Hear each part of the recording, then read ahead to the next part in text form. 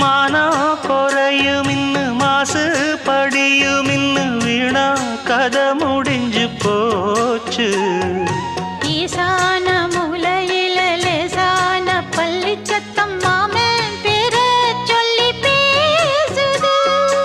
ஆறாத சோகந்தன்ன தீராம சேர்த்து வச்சு ஊரும் சேர்ந்து என்ன ஏசுது.